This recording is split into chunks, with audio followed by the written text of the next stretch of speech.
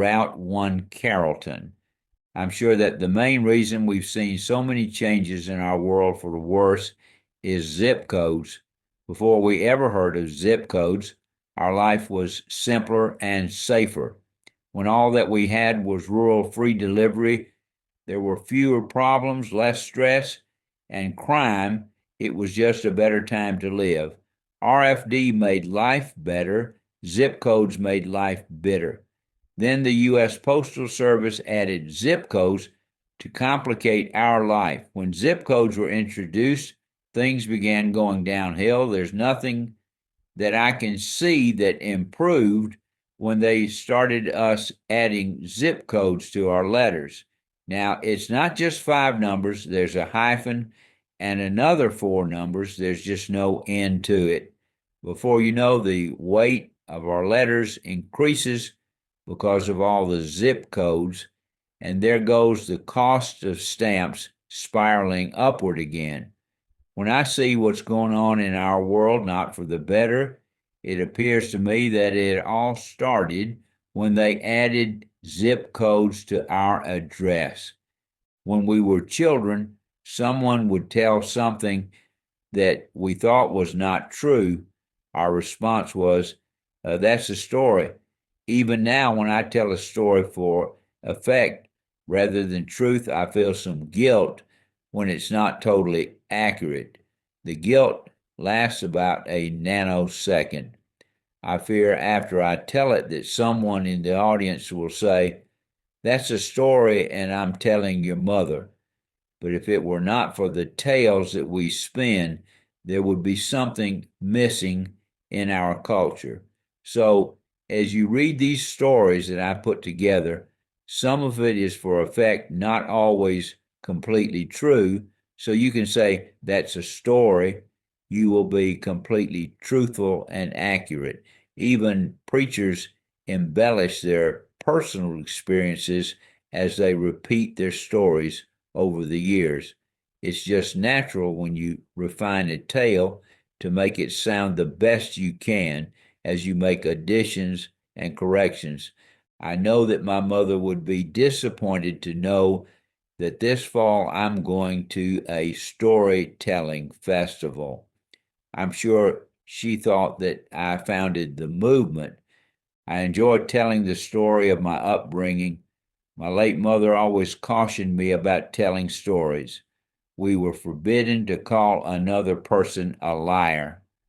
Often, my brother or sister would say to mother, JW is telling a story, which meant he was telling a lie. When a brother or sister or even a stranger said, you're telling a story, we're fighting words. That was as bad as calling me a liar. Mother never felt comfortable with any exaggeration, especially regarding our family, but in telling my story, I will embellish some. I never stray far from the moorings of the truth, but I may add some garnishments to the stories that I tell. In respect for my mother, I will let you know that some of what I say is an exaggeration, but when I tell an outright lie, I'll say so. That's a lie. Daddy says, if you put hair on it, tell them.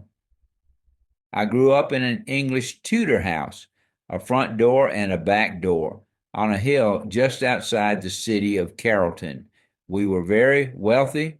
We had 800 acres of rolling hills with springs scattered across our property.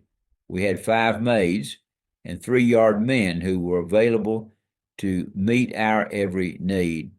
My daddy was president of the local bank that employed 45 people. He and my mother were recognized as model citizens of our community. My brothers and sisters, as well as myself, excelled in everything that we did. That's a lie.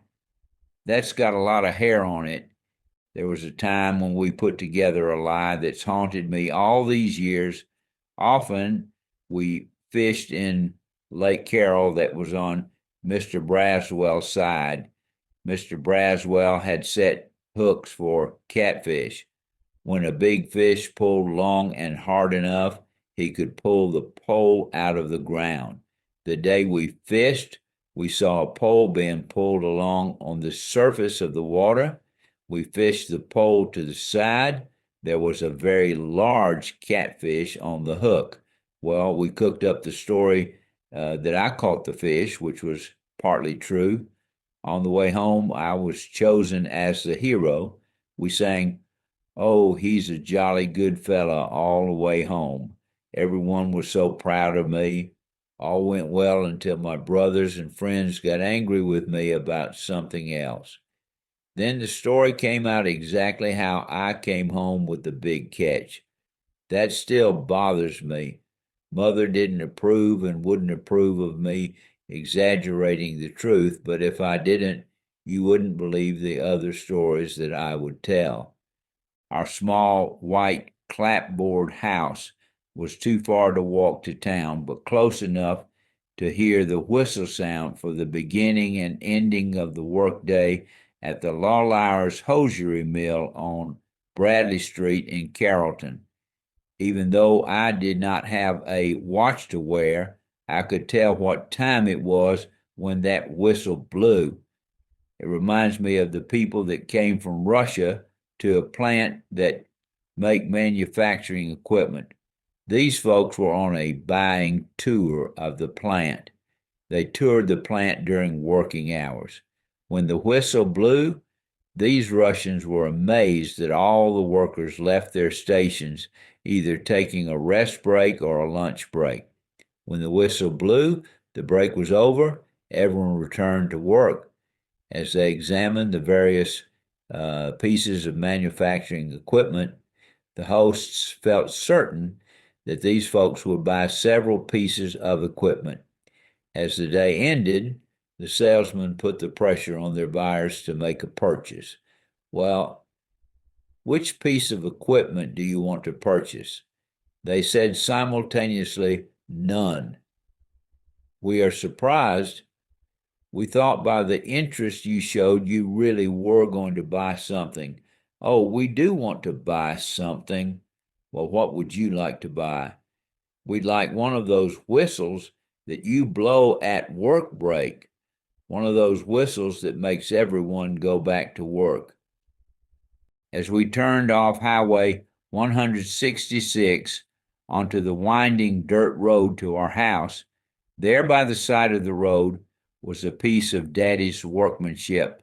For many years, he kept replacing the mailbox that either rotted or was knocked down by a careless driver. Daddy was a plumber by trade, so he had access to galvanized pipe at a cheap price or perhaps leftovers from a plumbing job. He made a mailbox post out of 1.5-inch pipe cemented 4 feet into the red clay. Daddy proudly displayed his name in letters on the top of that mailbox, ordered COD from Sears and Roebuck. In bold removable letters on the top, the mailbox was W.O. Wallace, Rural Route 1, Carrollton, Georgia. But of course, that was before zip codes. Rural Route 1 with no box number or zip code was good enough for me. We didn't need the corruption of zip codes. No one on Rural Route 1 had a better mailbox than the Wallaces. Perhaps that was the most notable monument to luxury in our household. As we drove the 1/4 mile on the winding road that snaked its way on the scenic route through 2 unforgiving mud puddles and a forest of tall Georgia pines, we were welcomed by our small white frame house. This house provided shelter to a family of 8 survivors, but gave witness to the sorrow of 2 laid to rest at birth. Our house was rich in memories that we manufactured each day as we talked, worked, and played together. Not a perfect family, but a real one. We did right well for a moderately dysfunctional family. The treasures of our heart were what we valued most, and it was good that we did because there wasn't much more. We were proud of what we had. We were taught that we were no better or less than others. Often, We were corrected when we talked or acted like we were better than anyone else, but we caught the example that we were no less than others either. From my grandparents through my parents, I learned respect for myself, therefore gaining a proper respect for others, as it should be. The lessons we caught from the example set by others are the more lasting and enduring ones. Our house at the end of that winding ribbon-like road was a palace to us. It was a warm, welcoming place from the cold, uncertain places that we often traveled in a day. But at the end of the day, we had a place where we found comfort and safety. In the bedroom where 5 of us slept were curtains made from the feed sacks that we got from Grandpa and Granny Wallace. The curtains that I remember well were yellow with the words, "Home Sweet Home, there's no place like home," written in black letters. As I looked out the window of that room, I felt that I was as safe as anyone could be. The walls of that small house held the secrets of my childhood as well as the dreams of my youth. If those walls could talk, there are many forgotten thoughts and dreams that could bring us all to our knees. As I remember the days of my childhood there, it is not fear of what could be revealed about me that I think about. It is the warmth and safety that I cherish most. No one could have been more secure or loved than we were as we survived together in that small, big house. A house that was small in size, but it was big in the places that count most, that is love, care, and protection. Our house was never too small for our childhood friends to be welcomed by our folks, to spend the night, or take a meal at our table. The rooms were small, but the welcome was big. Our 872 square foot house sat on a knoll at the edge of woods with pine trees and hardwoods. As you came up the winding road into our yard, there was a circular drive around the house. Most people came to the front door. There was a small stoop at the front entrance to our living room. Every room was small, and we lived in every inch of space in that house. The living room was furnished with naugahyde chairs and a couch. Our first television occupied the living room about 1956. Prior to getting our own Admiral television, we visited frequently with Pappy Herring on Fridays to watch television. When Daddy bought our first television, he kept it a secret.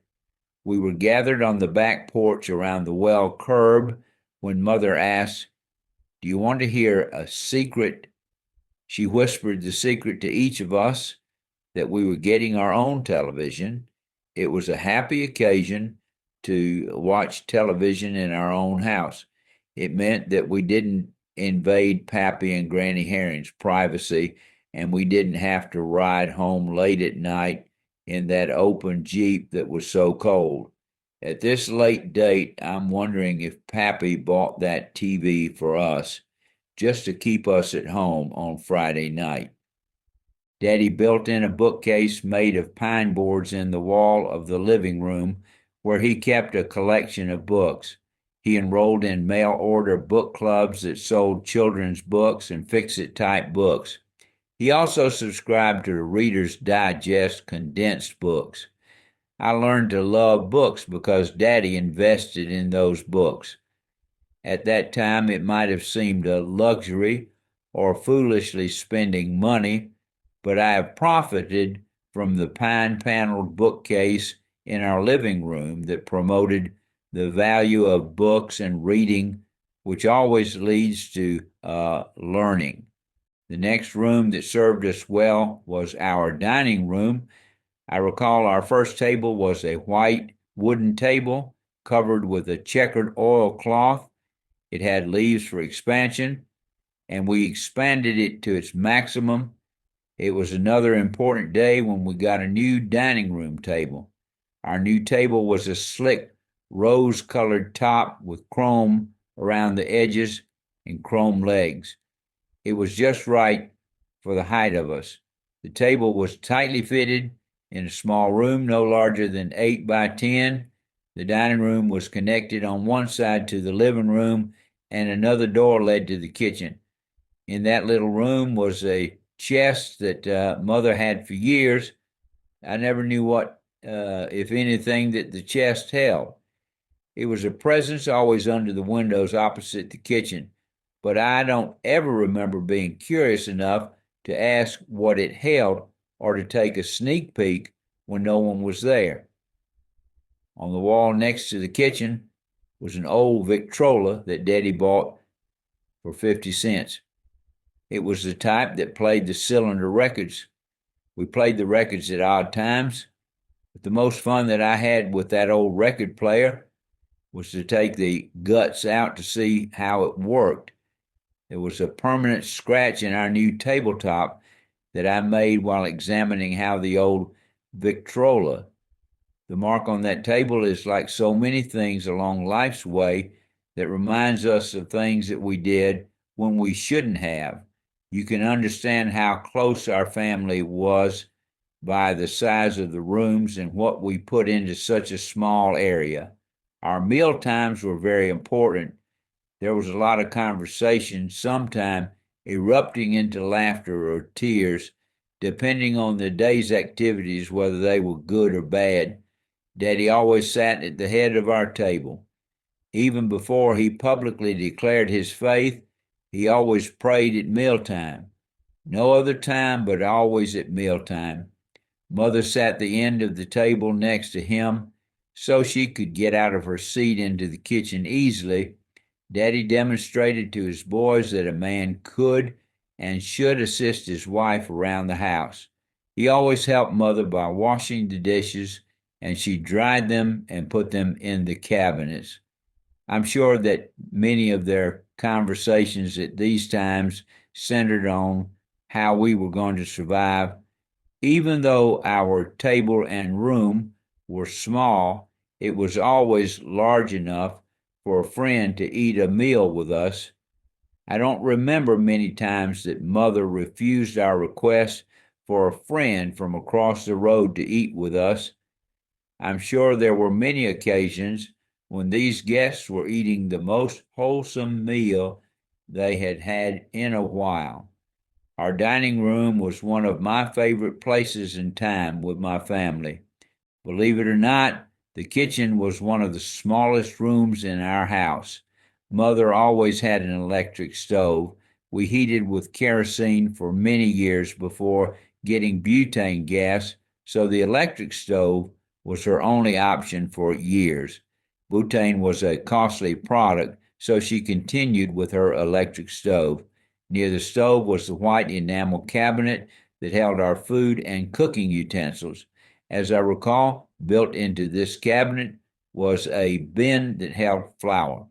It funneled from a wide hopper to a shifter that was permanently in place. I think Mother abandoned the flour bin when flour came in smaller bags. It could have been that the sifter broke and was never repaired. There were other cabinets near and over the sink. There was an old freestanding radio that was our entertainment center. We spent many hours hovered near that radio, especially on cold winter days, listening to serial programs. I recall that there were those continuing stories that kept you returning each day to catch the events that left you hanging the day before. We particularly enjoyed the Christmas season with the Uncle Remus stories and letters read by Santa Claus. As crowded as that room was already, Mother found room to do her ironing. It seemed that the ironing board was a permanent fixture. We learned if we didn't have the clothes ironed for the next day to pick up the iron and iron them ourselves. The kitchen faced the back of the house and opened onto a porch built across the entire back of the house. The only rooms left to speak of are the two bedrooms and the bath, which are not much to talk about. Mother and Daddy's bedroom always had a baby bed. Our youngest brother, the caboose of the family, Dale, was 150 pounds before he got out of the baby bed because there was nowhere else for him to sleep. When Vicky, the oldest child, married, there was a place for Dale in our bedroom that held a big ironstead bed and a bunk bed. Bill and I slept in the big bed, and there were times that three of us occupied that bed. As I think about it, I'm not sure where everyone slept. As I do the math, it doesn't seem possible that there were enough beds to go round, but we managed somehow. Now that I live in a house with three bathrooms and two people, I can't imagine how we managed with one small bathroom and 8 people, and no bathroom deodorizer. I recall many times that there were dirty diapers in the bathtub and the commode. Even though we had a bathtub, there were many occasions when Mother would wash us in the number 5 tub she used for washing clothes. I'm sure it was for our comfort in the hot summer and in the kitchen near the stove in the winter. Even when we bathed in the bathtub, there were times when several shifts of children took their bath in the same water. Daddy always bought soap that had pumice, lava soap. It was like sand. I'm sure it was the most effective soap just this side of the old homemade lye soap. My daddy never liked door-to-door salesmen. When he said, "No, I don't want it," that's what he meant. I recall a man on crutches following Daddy out the back door onto the porch that was hanging on to the house by just a few solid boards. He was trying to catch Daddy, who was yelling for Mama. The salesman on his crutches was trying to apologize as Daddy was calling for Mama, asking if she wanted any of those magazines, and at the same time telling the salesman, "I told you at the front door I didn't want any magazines." Finally, the man left without selling Daddy anything, but he ruined the rest of the day for us. However, when Daddy was gone, there were salesmen that called on Mother. Mother couldn't turn anybody away. I recall one of the biggest buying decisions in our household was the vacuum cleaner. The vacuum cleaner that Mother's convinced Daddy to buy cost a fortune, but it would do almost anything. Now remember that we lived in an 892 square foot house. I'm sorry, Daddy told me not to brag. It was only 872 square feet. We lived in our entire house. You can bet that with 8 of us in 872 square feet, there was very little room to privacy. As a matter of fact, that was the non-existing room in our house, the privacy room. Needless to say, a good broom was more than sufficient to clean our floors, but this vacuum cleaner would do anything. It had attachments that could paint a car, spray mothball crystals in our closets, clean the blinds, clean out the crevices in the chairs and couch. It could also vacuum the dirt from the floor. Daddy paid several $100s for that vacuum cleaner that Mother couldn't refuse. I can imagine how each payment that Daddy made on that vacuum cleaner reminded him why he didn't like door-to-door salesmen. That vacuum cleaner was sacred. It was stored in a sacred place, not called into service as often as could have been because it was so cumbersome. By the time you took it out of its sacred room, that's the only thing in our house that enjoyed privacy. Hooked all the attachments together and plugged it in, you could have swept the entire house without the loud noise. As long as we had that vacuum cleaner, I don't remember Mother ever using it for anything but cleaning the floor. but I remember many times she told us and others what all that vacuum cleaner could do. I've thought about all the things that it could do, but never did. With the attachment, you could paint with it. There was a little paint jar attachment that could be filled with paint, and you could paint a fence, a car, or a house. But we never used that attachment. I don't ever remember us having mothballs, and certainly not moth crystals, but we had a vacuum cleaner that had an attachment so you could spray moth crystals in your closet. I could see mother spraying crystals in our 2x4 closets that would so stuff that you couldn't close the door. Then, for that attachment for cleaning blinds, that was a good idea, but we didn't have any blinds. As I think of it, I understand why Daddy didn't like door to door salesmen, because the one that sold that vacuum cleaner to my mother was good. I wonder whatever happened to that vacuum cleaner. And the salesman, we had two outside buildings. The garage was in the back, about 10 yards from the house. Why we called it a garage, I don't know why, because there was no way a car could be parked in this building if we had one. It was filled with tools, plumbing, and electrical supplies, canned fruits and vegetables, and a lot of junk. You could never find a place to work on the work tables because they were always filled with things that belonged somewhere else. Our hand tools were generally near the front doors. It was not uncommon to step on the end of a hoe as we reached for the light switch. The doors were never locked, most of the time not even closed. Often there was a car on the blocks in the backyard. It was usually our 1940 Chevrolet. At various times, it was in running condition. When it got out of sorts, tires were often taken from it for other vehicles. Then there were those occasions when we bought an old car as a project. Other times, when cars were broken, we used the old car for additional storage. The 1940 Chevrolet served as a pickup. Daddy kept all his plumbing and electrical tools in the trunk and where there once was a back seat. When he got ready to go to his job, it was already loaded and ready for service. But then it too was finally given up to the cement blocks where it became an ornament for the backyard. Daddy had most any tool that we needed for our projects, including mechanics' tools.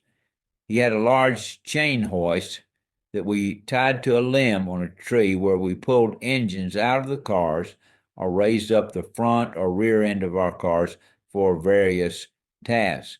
We wrote the book on shade tree mechanics. As a matter of fact, I wrote my first book entitled All I Know About Auto Mechanics. When you open it, you find nothing but blank pages. The truth is that a friend in Dublin, Georgia, had those books printed and passed out at a Wednesday night fellowship meal. We had a big cow barn with a chicken coop attached to it. We had at least one cow and sometimes two that we milked before going to school. It was a task that I never enjoyed, but we did it before school each day. I'm sure most of the time we were asleep when we milked the cow. Daddy and Mother milked them in the afternoon or early evening, as I recall. One of our mischievous activities was to squirt each other when we were milking. As we sat opposite of one another milking, it took only a little dare to start a skirmish that usually developed into a full-scale war before all was said and done. Most often someone was very angry and went to the house in protest before we completed the task of milking. When the cow slapped us in the face with her tail or stepped in the milk bucket made matters even worse. In our front yard were several pecan trees that provided very little shade, and almost no pecans. Those trees were the barrier to the field where the weeds grew at will, except for the few times that Grandpa planted corn there. There was very little grass between the house and the dirt road that encircled our house.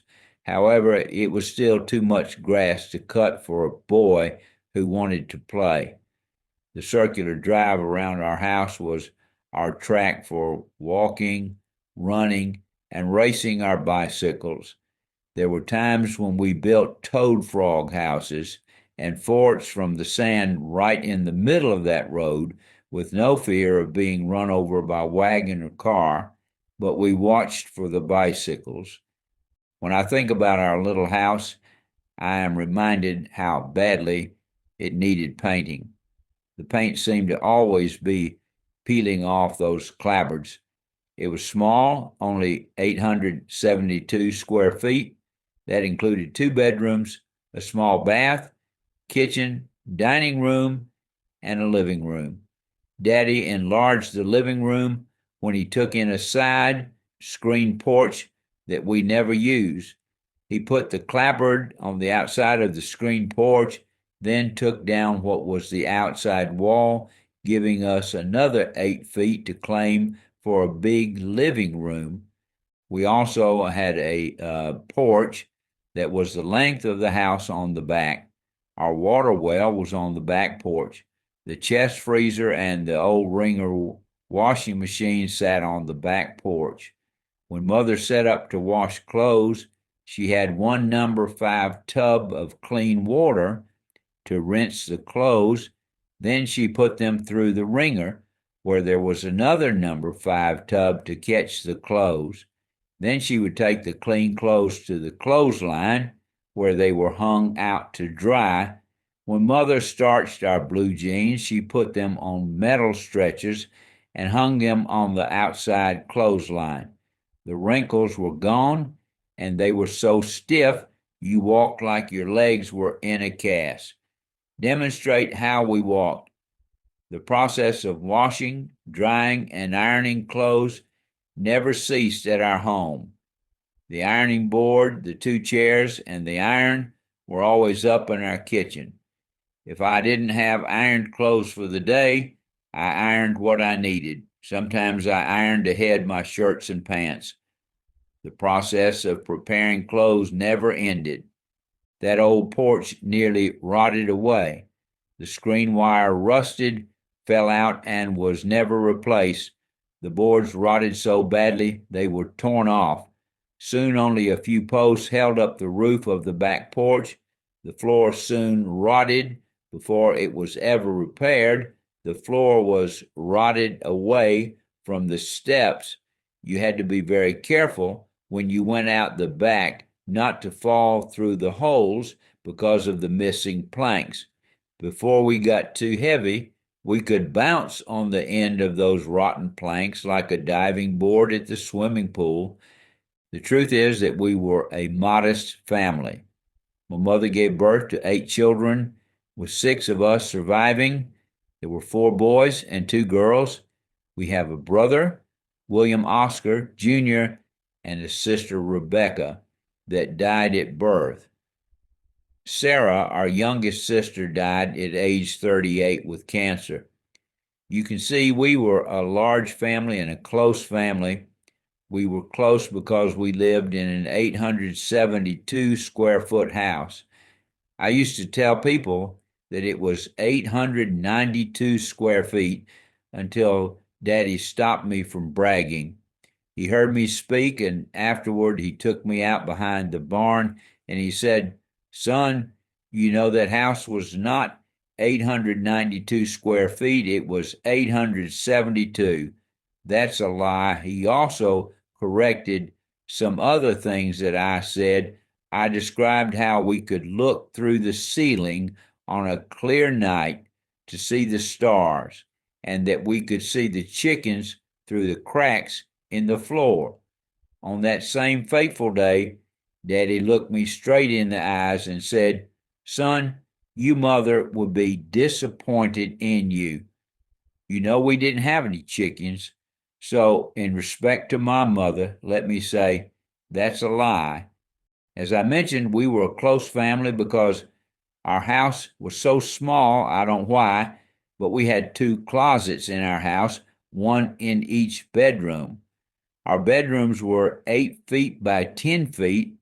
The closet in our bedroom was 2 feet by 3 feet, with a trunk in the bottom and a shelf above, filled to capacity. There was nowhere to put our clothes if we had any. There was a large black chifforobe at the end of the iron bed. That's a lie. It was a small one, but there were 5 on us sleeping in one room. There was the big bed where the 2 and sometimes just the 3 youngest boys slept. There was enough room to walk between the iron bed and the bunk beds where my oldest sister and oldest brother slept. Jean slept on the top bunk and Vicky on the bottom bunk bed. I never slept by myself or in a room by myself until I was a freshman in college. That chifforobe held all our clothes at the end of our bed. We never had to iron any clothes after they were put in the chifforobe. If you were successful in getting a pair of pants back in place, the pressure from all the other clothes kept them pressed. My sister was missing for 2 days before we found her pressed between 2 pairs of pants in that old chifforobe. My baby brother slept in the baby bed in Mother and Daddy's bedroom.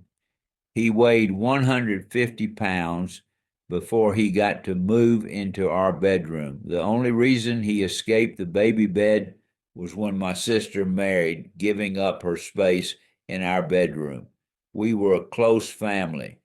With 8 people living in such a small area, couldn't help but be a close family. But of course, that was before zip codes. Daddy had a difficult time keeping up with us. He left my youngest brother, the one who was 150 pounds, still sleeping in the baby bed at Shady Grove Baptist Church one night after the service, but that wasn't as frightening as the time my oldest brother got lost. The whole community was out looking for him. After several hours of looking for him, my mother said, "Come on, Oscar, I think it would be easier to have another one than to keep looking for this one." That's a lie. Yeah, they found him. Many people in those early days didn't have a car. We didn't either. We drove a 1943 surplus Army Jeep. It was transportation. Originally, our Jeep had a cloth cover, but it was long gone when we got it. All of us barely fit into the Jeep. It was a neat vehicle. There were metal seats behind the 2 front seats facing each other toward the center of the Jeep. The seats were hollow with lids that could be opened so that you could store items there. It was fun riding in that Jeep on a warm day, but not so on a cold night. I recall those times when we went over to Pappy Herring's on Friday night to watch TV. He was the only one in the family that had a television. After the boxing match was over on television, it was time for us to drive across town to Route 1, Carrollton, Georgia, before zip codes. We were all so sleepy, but there was nowhere to lie down except in the floor. Those metal seats were so hard, and the wind was so cold, and we were so sleepy. By the time we got home, we were fully awake. It was after one of those nights returning from Pappy's when we couldn't get settled down after being rudely awakened by that cold air. Daddy worked at Lockheed and had to get up very early to drive 50 miles to Marietta. He had been up since 4:30 and he was not in a good mood. When children start laughing at night or in church, it's not easy to get them settled down. That night we had the giggles when the lights were turned off. Daddy kept asking us to settle down, but something was funny and we just couldn't turn it off. He finally said, "Boys, if you don't settle down, I'm coming in there."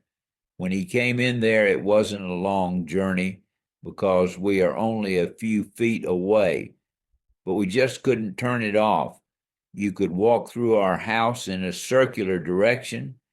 You stepped 1 foot to the east into the kitchen, 2 feet into the dining room, and 3 feet north into the living room, and 3 feet more, and you were in Mother and Daddy's bedroom. Then south into a very small room, and then you were back in our bedroom. It didn't take long to make the trip. When Daddy's foot hit the floor, I jumped from the bed, took 1 step into the kitchen, another step into the dining room, turned north for 2 steps, then went east 3 steps into Daddy's bedroom in total darkness, and ran right into flesh and bones. Daddy wears a number 12 shoe. When he's barefoot, there's a lot of foot on the floor. I didn't know that Daddy had changed directions. He was traveling east and I was going west, and we collided at foot of his bed. He hollered in pain. He flipped on his bedroom light, and I saw something I've never forgot. He put his big foot, a size 12, on the foot of his bed. He took his right hand and placed it on his left little toe, moving it freely back and forth to dramatize that I broke his toe. Needless to say, I went back to bed. The laughter was over for the night, but not for long. Laughter came easy and often at our house. Daddy went to work early each day. Mother got him off to work by 5:30 with soggy pineapple sandwiches each day. Can you imagine how soggy those sandwiches were by 11 o'clock on the dock at Lockheed in Marietta, Georgia? She also made our oatmeal when she got up with Daddy. By the time we got to our oatmeal, you could set fence posts with it. In the winter, we got a special treat, kettle tea. We made our tea by mixing hot water, milk, and sugar. Friend years ago told me that all they had for kettle tea was hot water and sugar. I guess we were luckier than most. We had milk to go in our tea. Also, a staple for our breakfast was roast beef and gravy over toast. We had wonderful neighbors. Granny and Grandpa Wallace lived just up the road from our place. Once our 5 acres were a part of Grandpa Wallace's land. When Daddy got ready to build his house, Grandpa carved out 5 acres and loaned it to him. The Wallaces never gave up anything easily. I don't think Grandpa ever felt he had to ask permission to plant corn on the acre in front of our house, even though he deeded those 5 acres to my daddy. It was good that we lived so close to Granny and Grandpa. They made an indelible impression on us. To walk to Granny and Grandpa Wallace's, we could take the long route or the road less traveled that went through Mr. Barnes' pasture and Mr. Simonton's chicken yard. We crossed the barbed wire fence a second time had it not been for Mr. Simonton. For years, I didn't see the significance of the door on the south side of Mr. Simonton's chicken yard. The chicken house and yard were south of the Simonton's dwelling. So, to get into the yard, he made a door closest to his house. He cut a second door on the south side of the yard. That meant when we traveled the shortcut to Granny and Grandpa Wallace's, we could go through his chicken yard, not facing the danger of crawling a second time through the barbed wire fence. It may not have been his intention, but I like to believe that it was. After years of reflecting on the door on the south side of Mr. Simonton's chicken yard, I chose to think that it was put there for the Wallace children. When he put that door there, it made it easy for us to make our way through his chicken yard and his yard on the way to see Granny and Grandpa. That meant we usually saw Mr. or Mistress Simonton as we passed through their yard. When they spotted us, they would come out to greet us, offer us something to drink, or just give us a compliment. They would find any reason to brag on us. It was like watering a flower on a warm spring morning when they spoke to us.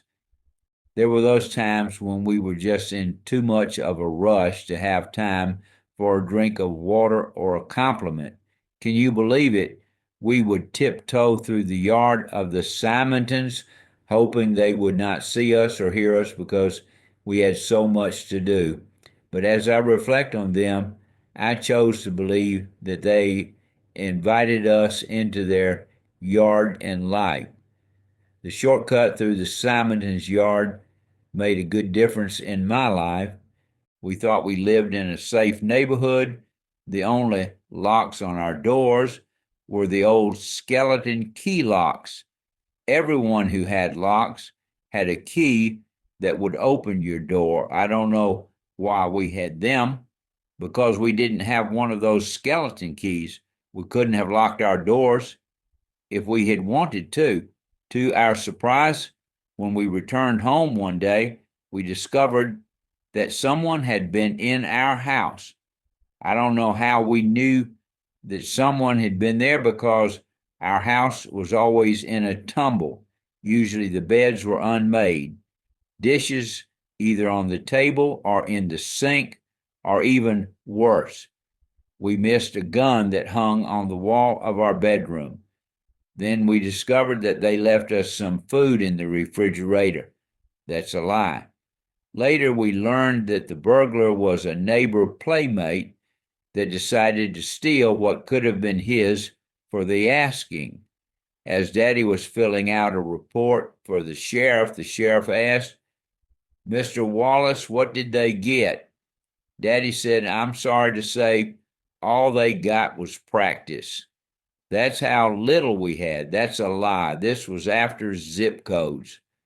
One night, as we turned off Highway 166 onto the winding drive that went through two mud puddles and up through the woods, we noticed that a light that we spotted from the highway was now off. Immediately, we knew that the robbers were back at our house. My little brother and sister got excited because they wondered what they left us this time. That's a lie. I jumped from the Jeep and headed to the garage. I don't know why we called it a garage, because we never parked our Jeep or car in it. We couldn't if we had wanted to, because it was overflowing with plumbing and electrical supplies, tools, canned goods, and mostly junk. I knew if I could get to the switch in the garage that I could turn on the outside lights and we could catch the robbers. When I stepped just inside the garage before I reached the switch, the lights came on, then they went out, and then they came on and went out. Finally, I opened my eyes, looking down at my foot that had stepped on the end of the hoe that had hit me in the head. I just thought the lights were coming on and going off. It was the trauma of that hoe handle hitting my head. Then I turned on the lights, but no one was coming out of the house. Then I saw the light in the bedroom was burning. As we carefully made our way into the house, we discovered that our bedroom door was closed. We didn't know until then that it was on hinges. Whoever left on the light closed the door, which blocked our vision, as we came in on the east side, which made us think that someone had turned off the light when they saw us coming up the drive. And I didn't ask for advice too often, but I was really confused about finding a partner for life. So I asked Mother how I would know when I met the right girl. Well, Mother said, it's like a three-ring circus. There's the engagement ring, the wedding ring, and the suffering. That's a lie.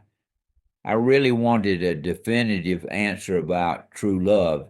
She really didn't help me a lot, because her answer was always the same. She said, when you meet the right girl, you'll feel right. I asked, how will I feel?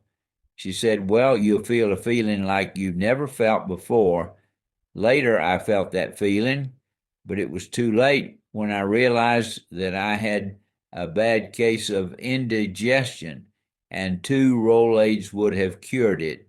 And I thought it was true love. That's a lie.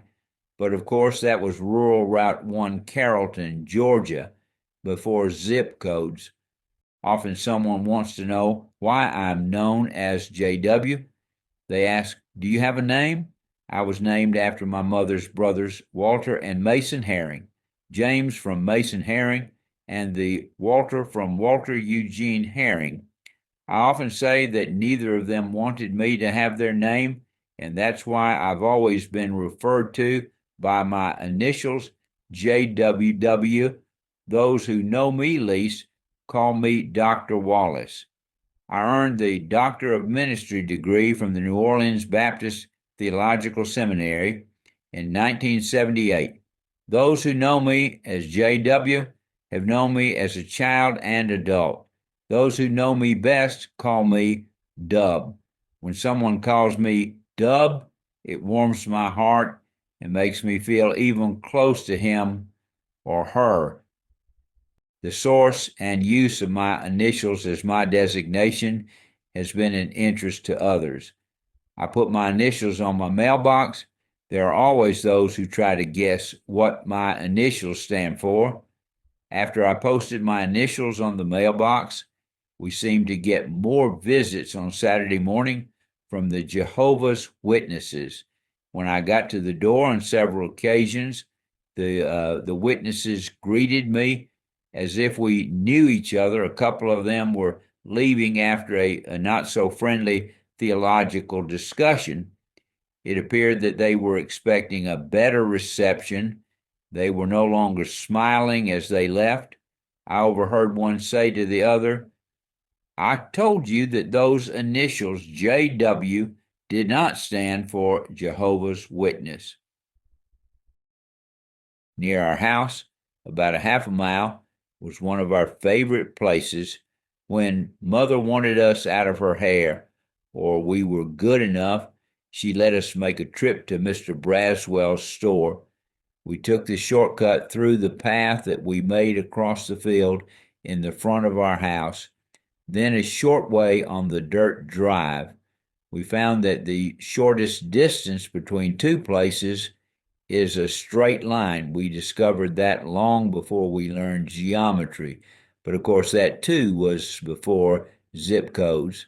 Then we crossed the electric fence surrounding Grandpa's pasture 2 times when we took the shortcut. Often we were returning soft drink bottles for the penny each that Mr. Braswell paid us. It was a sure sell for Mr. Braswell because we never left there without spending all of our newfound wealth. Often we bought peanut logs, 2 for a penny. If we had a good day of finding bottles, we might get a cold drink in return for our efforts. I felt special when Mr. Braswell hired me to cut his grass. I must say that I really enjoyed working, especially in a public place where others would see me. Mr. Braswell had a rather big yard, but the greatest challenge was the trailer park. It was not easy cutting around the trailers, especially around the wires and water hoses going to the trailer. I had to be very careful not to cut into a live wire or hose. I took pride in my work. While cutting, one day a resident came out of his trailer very angry with me because a rock from the mower had broken the window in his trailer. Immediately, I assumed that I had done something wrong, and I assured him that I would pay for the window. I had no idea of the cost, but I assumed responsibility. I didn't tell Mr. Braswell or anyone else. When I went back to work, Mr. Braswell very carefully told me that his insurance would pay for the broken window. Since very few people had a telephone, most of the folks used the telephone in Mr. Braswell's store. He overheard the owner of the trailer calling for someone to come to replace the window. When Mr. Braswell inquired about it, he learned that the mower had thrown the rock through the window. Mr. Braswell was careful not to embarrass me or to make me feel any worse than I already felt. Fishing at Lake Coral on Mr. Braswell's side was special. When we saved enough money, we would buy a permit for a day of fishing. At other times, we slipped into the lake to fish. Even when we didn't fish at his place, we would, on special occasions, purchase our red wigglers from him. That's when we were too lazy to dig our own bait, or when we thought that red wigglers were a better bait than the old earthworms that we dug in the chicken yard at Grandpa's. Fishing was a pastime at Grandpa's lake or on the creek bank. We were lucky boys to have so many choices of where we would spend a spring day or summer day fishing. Water was a precious commodity for us. All of our water for many years came from dug wells. The first well I recall was on our back porch. You stepped out the back door to the well curbing. I recall us cleaning out that well many times. Once someone knocked some pig's feet into the well, and other times rats or frogs died in the well and caused a bad taste. Each time something got knocked in the well or something died there, Daddy would climb into the well to retrieve whatever was there that shouldn't have been there. There were times in the summer when we had to go on our own water ban when the well water got low. Then it went dry. Daddy dug the well deeper on several occasions, but it didn't last long. There were 3 other wells that Daddy dug on our property, but none of them brought us water. When he got into the granite rock, he would use a star drill to make a hole in the rock. Then he placed sticks of dynamite into the holes. A lead wire then was attached to the blasting cap.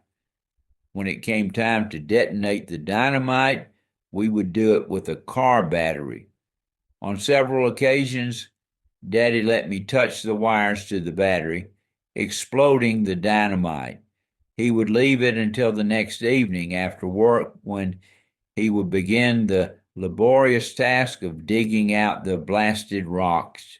Each of the wells that did not produce any water was our trash dump.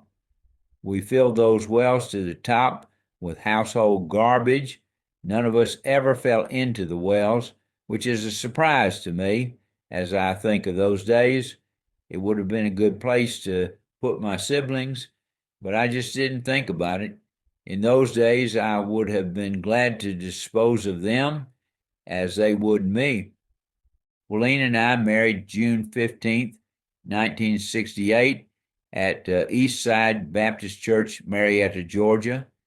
After our wedding, we spent our first night at Willeen's Uncle Bud's trailer in Marietta as we loaded a covered U-Haul trailer 4x8. I had no idea how heavy it was. The yard at 223 Worthington Drive in Marietta, Georgia sloped. We loaded everything but the mattress which Willeen and I slept on the last night at her house. After we loaded it early the next morning, we were ready to leave. I got in the car to pull to the top of the hill, but it wouldn't pull out. Everyone, including Willeen's mother, Mrs. Jones, got behind and pushed as I drove. I've said my mother-in-law got behind us then and was there always. Finally, I reached the top of the street. We didn't know until years later that Willeen's father, David Jones, followed us through Marietta, making sure we would be able to pull the trailer. The car burned 21 quarts of oil from the time I left Pass Christian until we returned there. We kept that car until we purchased a new Datsun in Tylertown, Mississippi. We paid $1,750 with the Volkswagen trade for our 1969 Datsun with radio and air conditioner. It was brown in color. We kept that car until we purchased our Buick station wagon while in Vienna for $5,600. Later, we bought our Pinto wagon when the oil and gas crises came. Wallene and I decided to use our initials in the names for our children. Wallene chose to keep her last name as her middle name. Her legal name is Wallene Jones Wallace. Each of our children have the initials JWW, while Wallene's initials are WWJW. The Fosters, one of the passions that I have is my sad recollection of the way that we treated the Fosters. At the end of a small, winding dirt road was a shack sitting at the edge of a cotton field. I don't know who owned the land and the house, but the Fosters occupied it. I am pained even as I write this, thinking of the terrible treatment that this family got from us. It was undeserved, and we had no reason to treat this family so badly. The house was barely standing. It often had cardboard in the windows where glass once was. The small wooden house had no paint, and trash was strewn about the yard. When there was a family to put down, this family was the subject of our wrath. There was Lou Jean, Shirley was my classmate, and a younger son, Steve. And when there was a name to call someone that was the worst name you could think of, it was the Fosters. There was no reason to treat another human being as we treated these folks. They were quiet, not aggressive, but simply poor folks that we looked down on because we could. We overpowered these folks in ways that shouldn't have been done simply because we could. It is interesting that some of the first people that I ministered to when I came to the Tabernacle Mission in Carrollton were the Foster family. They came to the church there when they moved into the public housing at the homes. There, it was the best place they ever lived to that point in their life. Isn't it ironic that the very people that I treated so poorly in life were the ones that God gave me to minister to early in my ministry? Sand Hill Elementary School. The wake-up call came too early and too often for the sleepheads at our house. Mother had already been up for a long time because she got Daddy off to work by 5 a.m. I'm sure she went back to bed when Daddy left the house. There was no reason and no evidence that Mother had reason to stay up until we got up. Our breakfast was usually oatmeal that was started at 5 a.m. It was ready for setting fence posts by the time we got to it. We also had toast and syrup often. My favorite was roast beef gravy. Mother toasted bread. Then we poured gravy that she made from canned Argentine beef. In the winter, we had kettle tea, which was hot water, milk, and sugar. When we got old enough, we made the transition to coffee. I don't remember what age old enough was. Mornings were hurried. All of us were sleepyheads, as we referred to our state of being early in the morning. Mother was always rushing us because we were always behind. We walked to the highway to meet the bus by 7:25. On several occasions, as we got out the door, Mr. Eason would be motoring up the road because we were late once again. When that happened, it caused greater stress because Mother had to carry us to school, which was 7 miles or so from the house. If she got in a hurry, she could catch up with Mr. Eason after he picked up the Harris children. I never enjoyed the mornings because it was too crowded and too hurried. Once on the bus, most often, we had to stand all the way to school because we were near the end of the route. As we got closer to the school, we were packed in close to everyone. You were staring into someone's face, or if you were lucky, into the back of their head with morning breath. I don't like to rush into my day or to have close encounters too early in my day. Give to plenty of time and space in the mornings. Sand Hill was a small school. There were 7 grades, but not that many rooms or teachers. At least 2 rooms had part of 2 levels in them. I never recall any conflict in the level of work because of the multiple grades in a single room. Our buildings were heated by coal burning heaters. Mr. Reeves got to the buildings very early the mornings to build fires in each of the rooms. There was the distinct smell of kerosene that soaked the kindling for easy starting of the fires. I recall many times when we splashed kerosene on the fires when they wouldn't start, but I never caught anyone getting burned. There were times that the heaters would be so hot that the metal would glow. I never recall being too cold, but occasionally we'd shed a coat or an outer shirt because the room was too hot. Our rooms had individual tables, no desks. We sat either at the table or in a circle. At story time, we rounded up the circle. The rooms held our artwork, mostly finger painting, projects of various kinds, including nature projects. It was not uncommon for frog eggs to be hatching tadpoles or to have either a snake or lizard housed in an aquarium. It was interesting that all our aquariums held something other than fish. I don't recall us being prosperous enough to have a goldfish. We got whatever we had from the school grounds. Our day was interrupted periodically with recess. There was no organized play, but we had the time to create our own entertainment. We were cautioned about throwing rocks. Even though we were told not to throw them, we did anyway. It's interesting how plentiful rocks were on a sand hill. Everywhere you went, there were rocks. Whenever we wanted to play any game, clearing, rocks was a part of the preparation. Our play focused on basketball, baseball, the monkey bars, the flying jenny, and rope swings tied to the trees. There were times when we went outside those activities to shinny up the trees and ride the small to the ground as if breaking a wild horse. Of course, all these good times came before zip codes. Our fall and winter sports were basketball and marbles. We had an outdoor basketball court. Each time we played, we had to remark the boundary lines because they were washed away by the rain or the wind since our last game. We learned to calculate our shots according to the wind direction.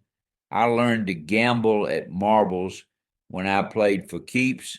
I think I learned a good lesson that in life, there are many events in life that are marked by those words, for keeps. That means if you win or lose, it's for keeps. I was one of the leading marble players in school, my only claim to fame at Sand Hill. Larry Chandler was my nearest competition. I usually had a large collection of marbles, not because I bought them, but because I won them. I trust that I'm not revealing too much of the dark side of my early life. We had our favorites. Our toy was the shooting marble that we enjoyed most. It was the one that we felt would be our sure way of winning. There were never too many battles started over marbles, but I learned the joy of winning and the agony of defeat. It was always fun to get a kid in a game with a big bag of marbles because he could afford them, but who didn't know how to play marbles. It was fun, like taking candy from a baby. Our hands were always chapped in the winter.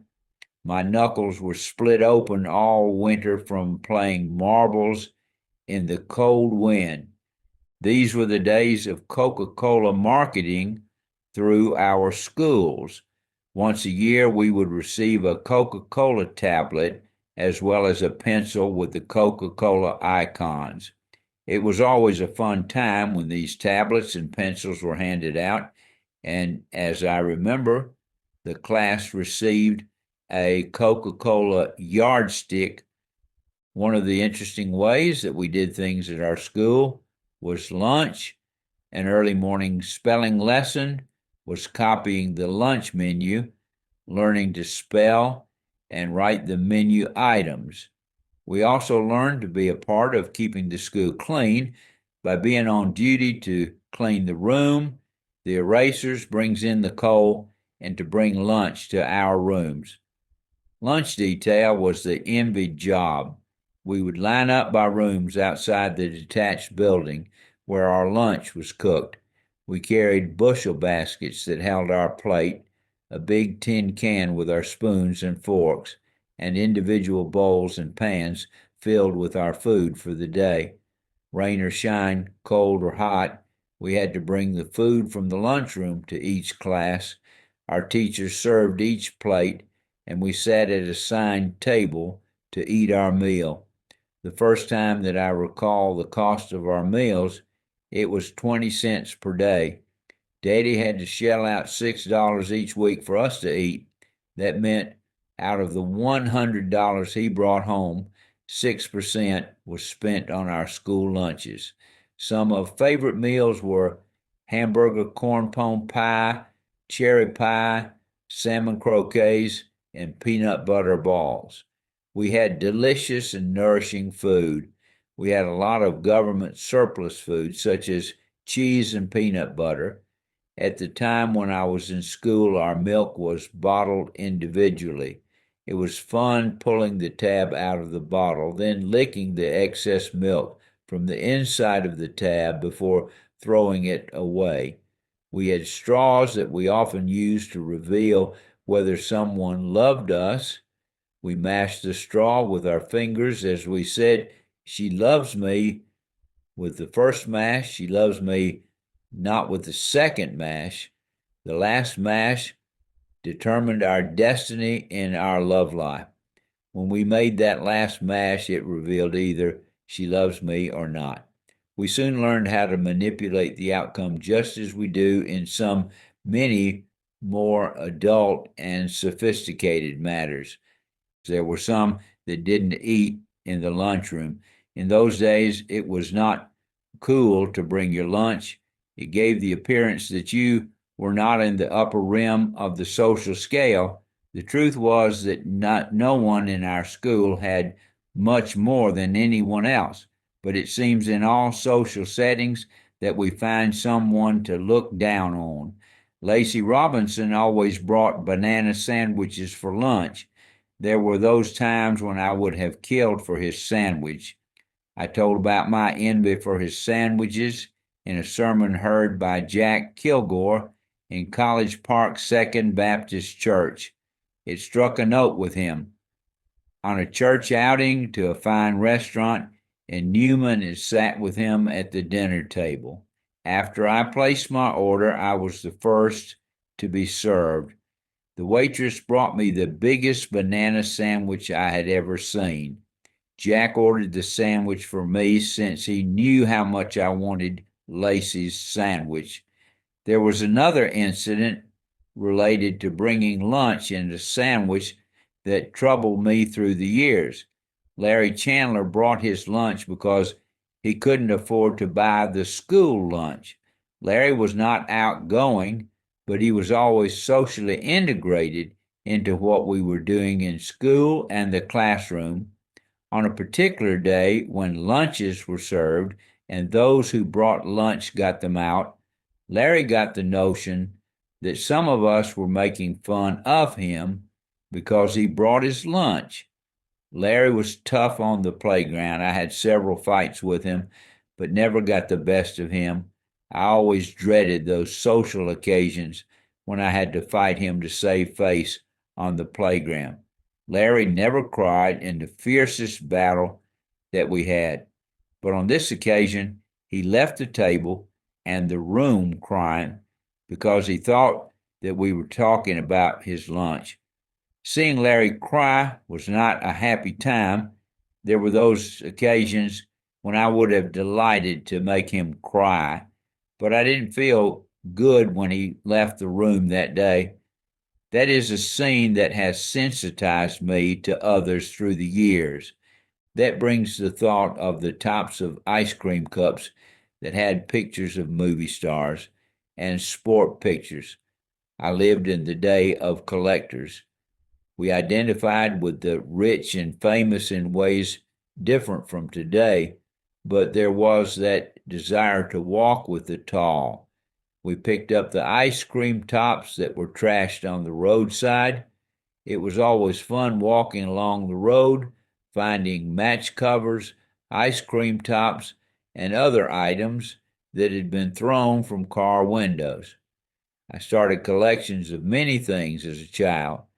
As I searched the roadside, it was like being on the most important treasure hunt ever.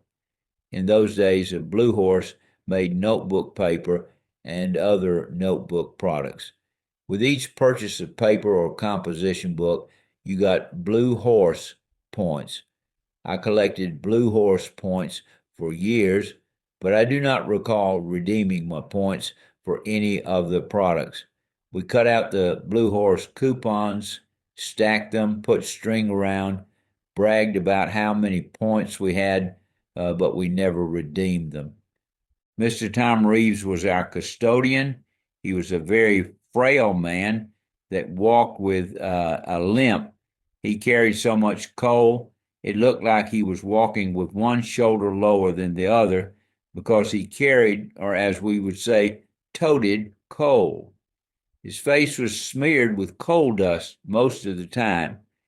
He began his day very early, starting the fires in the pot-bellied stoves each morning.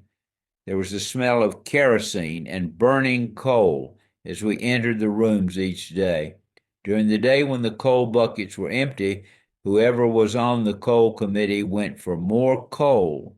Often the stoves would turn bright red when the fire got hot. There was always someone poking around in the stove to be sure the coal was burning to its maximum. Ministry, when I was 15, I was doing well in school. I changed schools at the most difficult time in the growth process. For all my years in school, I went to school with the same people. I knew them, we competed for grades, and I was on a good track. But when I moved to central school, I lost the desire to compete, and I was troubled. I suppose I was in what others call an identity crisis. My grades went down and I was not behaving in school, nothing criminal, but I was not adjusting well to school. I made good friends. I was working after school, but I was unsettled. Dale Denny was a fast friend for many of us. We latched on to him because he had a pleasant but somewhat unconventional way about him. In class and out of class, he was a joy to be with. I recall in a math class that he was answering a math problem on the blackboard in Cornell Wilkerson's class. The answer to the problem was 18. When Dale completed his math, he wrote his answer as 18. Of course, each of us were struck with the giggles. Cornell Wilkerson was always befuddled by us, and he couldn't imagine why we were laughing until he read the written answer from the blackboard.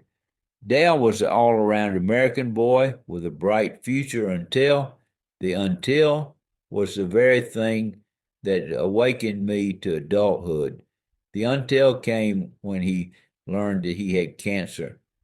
I don't recall much about why he went to the doctor, but I do recall coming to Atlanta to visit with him in the hospital.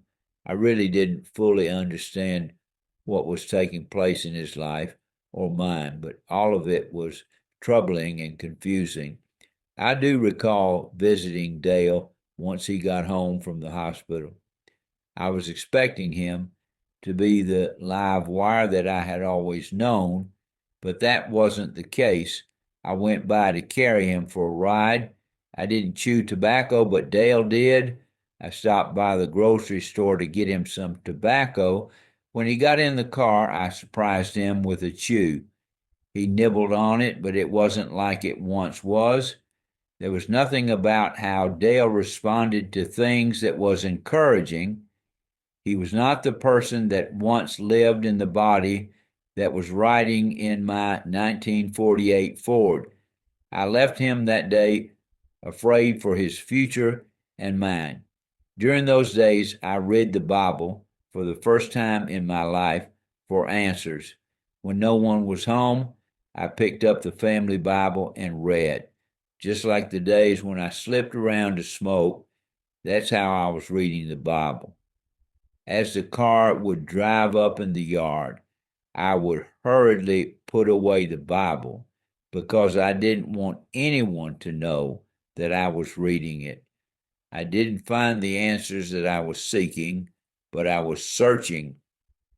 At this time, Daddy was the pastor of the New Lebanon Baptist Church, Lowell, Georgia. On the Sunday before Easter, 1962, I came forward in the service, not really with the intention of making the decision that I did. I was seeking answers. When I took Daddy's hand, it was like I was to make the decision to enter the ministry. No one gave me time to change my mind. I was on the calendar to preach Easter Sunday evening. That was the next Sunday night. I did, and I've continued to this day and wouldn't have changed anything.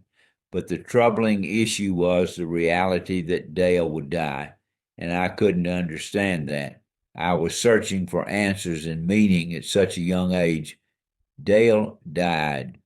I still feel a sting when I think about his untimely death and the pain that it brought to his family and so many others that didn't have a notion about the things that were happening. Education, for whatever reason, was so intimidating to me. I knew that I wanted to go to college, but I was so afraid of the process.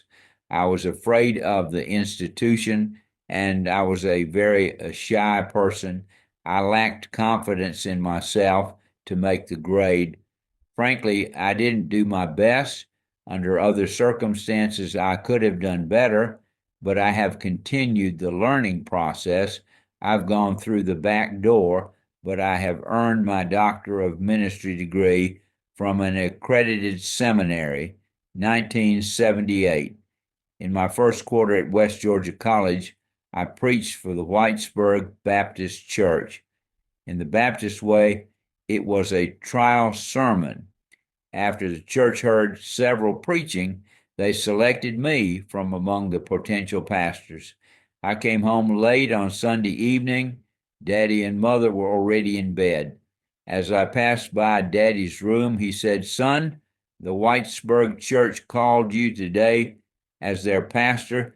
Mr. Hamilton Morris called. He would like you to call him tomorrow." I couldn't have been happier than I was with that news. I'm glad that youth lack some experience. As I think about a church entrusting that much confidence and responsibility on an 18-year-old kid, I shudder. But in those days, I would have taken on any church with no fear.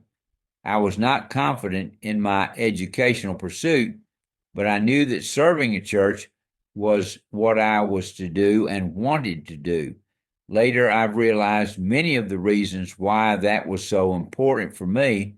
The great need that I had to be needed may have been the overriding motive, but nonetheless, it suited me just fine. It was exactly what I needed in my life to make me feel useful, satisfied, and fulfilled.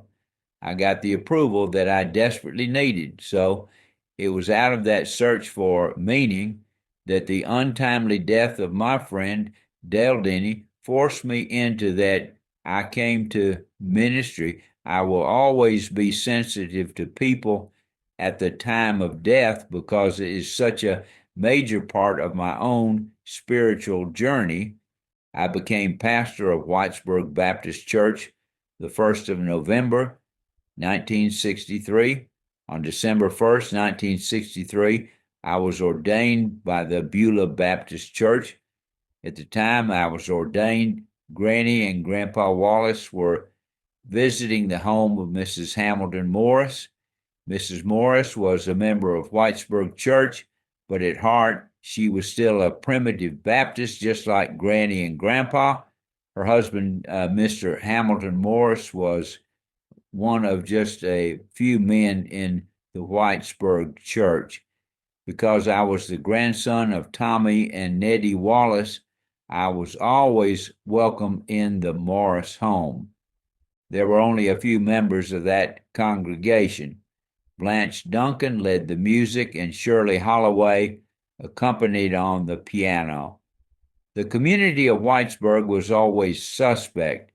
It was on the county line near the Chattahoochee River. There was a lot of moonshine liquor made along the swamps of the river, where it was easily transported into Coweta County. Immediately across the street from the church was the only grocery store and service station in town. Ralph Carnes owned the store.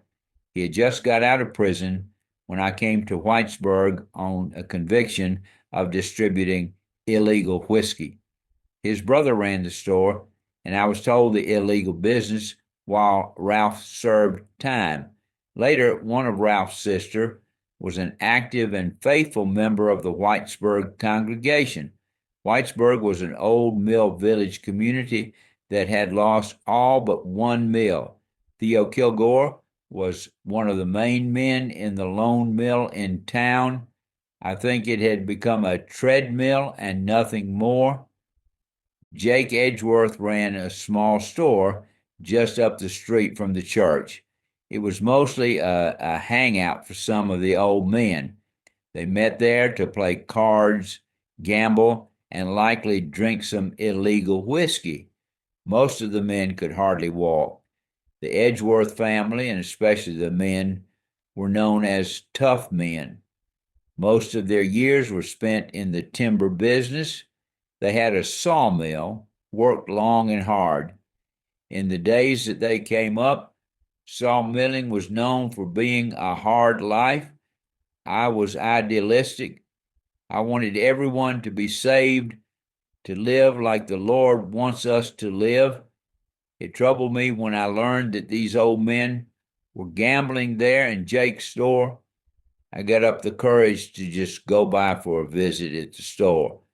The first time I did, a silence came over the group that apparently had cleared the table of the cards before I got there. Periodically, I would stop in Jake's store unannounced. Once, when I went in the front door, Mr. Parker and others went out the back door as if they were being invaded by the sheriff.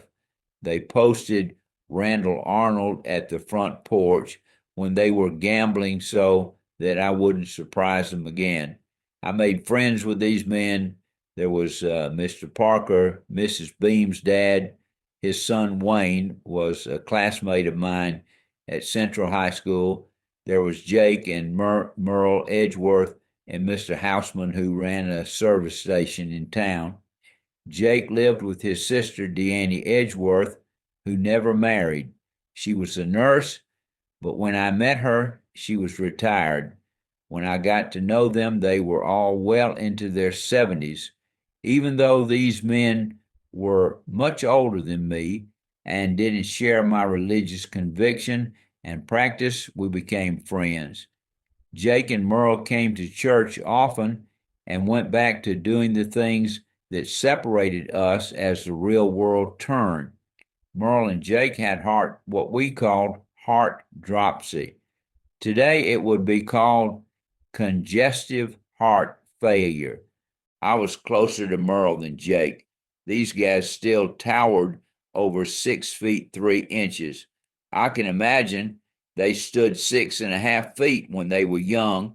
They had a sawmill reputation, if you imagine that. Merle called his wife Polly. In his last days at the New Nan Hospital, I saw him almost daily. That was a long way to travel, but I was trained by example to take care of your folks as a shepherd would take care of his sheep. As Merle came near the precipice of death, he said, "Preacher, when I get ready to die, I want Polly nearby." I thought for a moment God had the attention of Merle's serious side. I asked him, Merle, why do you want Polly nearby? He said, she will want to put it off for a while. It was not many days after that Merle died. Merle lived a rather rugged life, hard and fast. I can only imagine what he was like as a young man. His size and gentle spirit that I met in his advanced age allowed me to privilege of his friendship and appreciation for his life. I understand when Deanne died that the Edgeworth estate was so confused that the heirs are still trying to settle. A nephew told me that she intended to be remembered by making it so difficult to settle her estate. Charles Allen and Velma Bailey were two very close friends through the years at Whitesburg. Charles Allen, as he was known, was a bachelor well into his 50s. Velma never married until she and Charles Allen married late in life.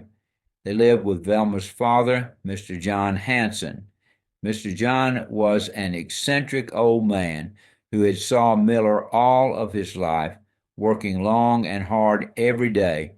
He was reared along with my granny and Grandpa Wallace in the primitive Baptist church. He drove around the rough dirt roads in a Cadillac. There was no place too bad for him to drive his Cadillac. They lived on the road to Banning, Georgia, where the first electricity was used in running a factory. It was an old colonial house that was constructed with heart pine painted white. The rooms had tall ceilings that dated back before the turn of the century. Mr. John, as I knew him, was not too social able. I was visiting with Velma and Charles Allen Bailey when he came in at night. He didn't realize that I was there. After he got into the house, he boarded the front door by taking a board and placing it in the hangers that secured the big double front doors. Being a pastor for the first time, I couldn't have been among more understanding and forgiving people. I wanted to change the world today. I can imagine how shallow my sermons were. I have the outlines for most of them. When I read them, I realize that somebody had to put a lot of meat on these skeletons for them to live. I'm praying that the Holy Spirit was working overtime. I did love this congregation. All of my pastoral experiences were my first here. No matter where my professional and spiritual journey takes me, I'll always remember warmly the way these folks received me and encouraged me through the many missteps that I made while serving them. The first occasion that we had the Lord's Supper, Charles Allen was preparing the elements. I noticed that we were having Morgan David wine for the fruit of the vine. We literally were having wine. I thought it as well to use grape juice, which we used in the future Lord's Supper observances. Charles Allen was agreeable to whatever I suggested. He was a good man